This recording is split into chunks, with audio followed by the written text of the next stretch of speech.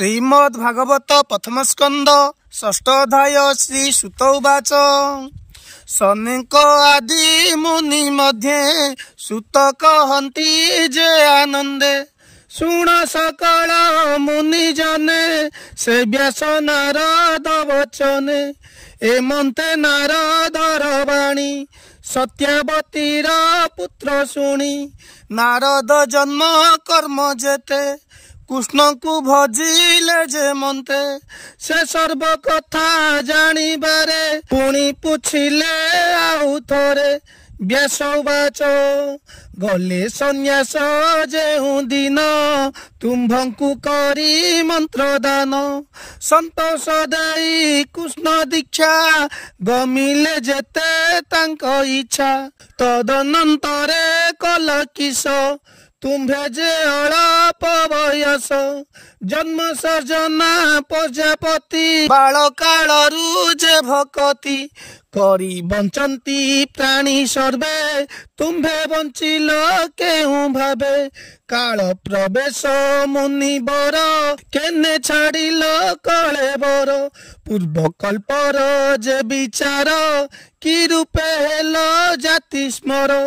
तुम्भर देहु ज्ञान अंते काल न घड़ीला के मंते एमंत व्यास मुखु शुणी ब्रह्मानंदन वाक्य भणी नारद उवाच शुण हो मुनि शुद्ध चेता जे जन्म कर्म वारता जेते परम ज्ञान देई विप्ल जे गले पथ बाही मु पुणी प्रथम भयसे मुनि जनक उपदेशे दिन बंचई माता कोले मन मुथाए तांक मेले मोर जननी विप्ल घरे सेवकी पणे दिन हरे एकई पुत्र तार मुही से मोते दंडे न छाड़ई जेन्हे पोसई नीति नीति मोत हूँ नाही अन्य गति से बई विप्ल घरे मोते न चाही आत्मार आयते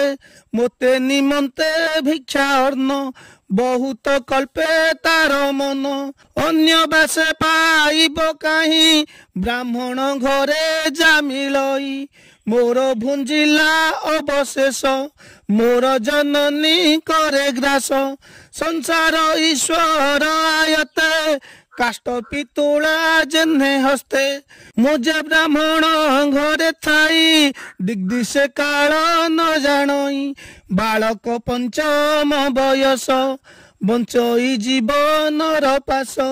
मोर जननी एक दिने ब्राह्मण घरे गोदहने जानते पथे घरु आसी स्वल्पे मिलिला आगे आसी विधाता काले से धंसिला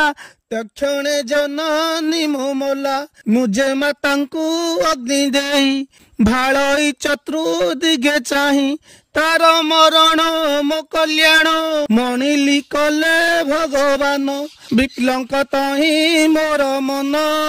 भाली हुई छन छन ताहांकु भेटिबार अर्थे गली उत्तर दिग पथे अनेक दूर ग्रामे ग्रामे विप्लंकु खोजी पथ श्रमे खटे खबट बाटी बने दुर्गम पर्वत कानने हस्ती से बीत वन आदि जे पुण्य चित्र पुण्य नदी उत्तम सरोवर बने हंस सारक सुख स्थाने पुणी मिलिली घोर दिशे पूरित नळका सकुशे विषमलता गुल्म सार दिशई घोर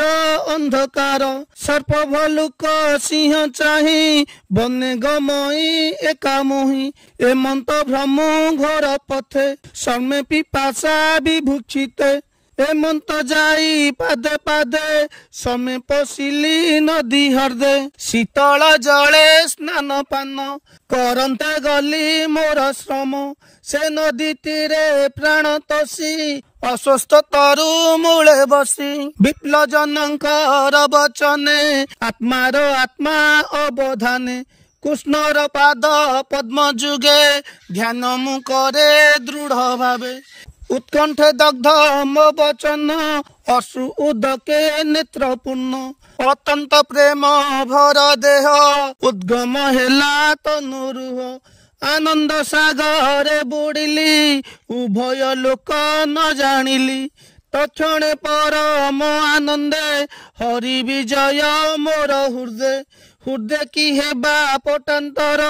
मन बचने अगोचर देखी उठिली तत्क्षणे कलचित करसणे पुणी रहिली दृढ़ चिते से रूपे देखिबा निमंते से हरि हरिला मो मन घोर आनंदे दिव्य ज्ञान बाहुड़ी चाहिली भितरे दिशे आकाश अभ्यंतरे भितरे बाहरे न पाई आकुले कंपई मो देही हेमंत अंतरिक्ष बाणी कर्ण जुगले मुहि शुणी मन बचने अगोचर स्वभावे गंभीर सुस्वर प्रसन्न हेला मोर मन शुणिली आकाश वचन हेमंत जन्मे तू देखिबु कहीं मोहर आदि अंत नाही जे जोगी जनकर चित कर्म वासनारे जड़ित जाबत शुभा शुभ कर्मे चित्ते आकुष्ट मति भ्रमे भेट से पाइब के मन्ते कर्म आवरी नाना मते मोर सेवक सेवा काले तुझे बंचिलु साधु मेले तेणु देखिलु मते बळे प्रकाश हृदय कमले मु तोर चित्ते चित्ते थाई तो देहे अमंगल नाही तुझे साधुंक सेवा करी एबे तरिबु भववारी दृढ़ भक्ति मोर पादे नित्य प्रकाश अप्रमादे अंते पशिबु मो भुवने ए देह छाड़ी मोर ध्याने मोर विषय मोर गति केबे हूँ न भजु दुर्गति सृष्टि प्रलय बाधा तते केबे हे न लागिब तते मो अनुग्रह हेबु ज्ञान ए मंत आकाश वचन स्वभावे बाणी अंतरिक्षे के ताहा देखिब पतक्षे स्वभावे रूप नाही जार महामहिम निर्विकार से वाक्य शुणी चित्त स्थिरे प्रणाम कली ता प्रୟରେ भावे होइली कृत्य कृत्य शुण हे सत्यावती सुत से बिनु न जान मो सर्वगति भगवान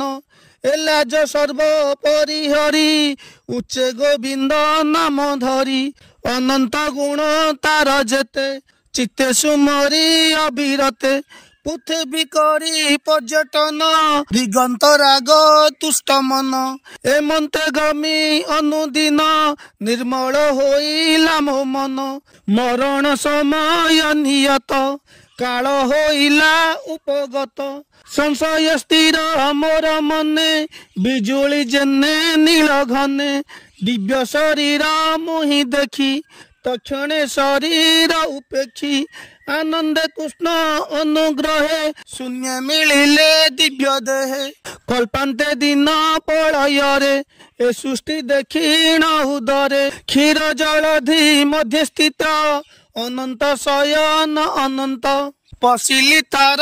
अभ्यंतरे निर्लोप निर्मल शरीरे तहु सहस्र जुग गला तनयु अनंत उठिला तक्षणे ब्रह्म रूप धरी भ्रमी भी आई सृष्टि करी मरीचि आदि सप्तपुत्र ब्रह्मा मनरु हुए जात तहु होइली तांक मेले संभूत दिगंतर काले निर्मल चित्ते दृढ़ व्रते तीनि लोके भ्रमे नित्ये कृष्णर भावे भ्रमी नीति मोहर अभ्यागत जति कृष्णर भक्ति भाव भोले मुहि भ्रमई अंतराले देवंक मध्य मुहि थाई नृत्य करई कृष्ण गाई शुणी संतोष मोर बाणी बीणा गोटिए देले आनी गंधार रागे विभूषणा श्यामरु नाद तीनि गुणा शुभे मुश्चित नादवाणी आनंदे कृष्ण नाम गुणी निरते भ्रमई जगते शुण कहिबा आउ जेते हरिर अभय चरण अशेष तीर्थर कारण से पद कली सुमरण शीघ्र मो चित्ते नारायण आदित्य तेज प्राय दिशे अज्ञान तम बेगे नाशे हे हरि चरितर गुण भो मुनि सावधान शुण भव सागरे जेते नरे आरत चित्ते अभ्यंतरे विषय रसे सुजंतित केबे हे नुहे शुद्ध चित्त इच्छन्ति सर्व सिंधु गर्भे से नर के मंत्रे तरिबे कृष्णर गुण गाथा घोषी आनंद भावे जेउ रसी हेले तरंती गुण गाई अन्यथा सुख लेस नाही जम नियम जोग पथे जे नर साधे अविरते एमान पाई बसे काहीं जेबे गोविंद भाव नाही शुण हे सत्यावती सुत हे पूर्वे मोहर चरित मो जन्म कर्म संगे जेते कहिली तुम्भर अग्रते कहई दास जगन्नाथ प्रथम स्कंदे भागवत इति श्रीमद् भागवते महापुराणे परमहंसा संहिताया 82 प्रथम स्कंदे व्यास नारद संवादे नाम षष्ठ अध्याय।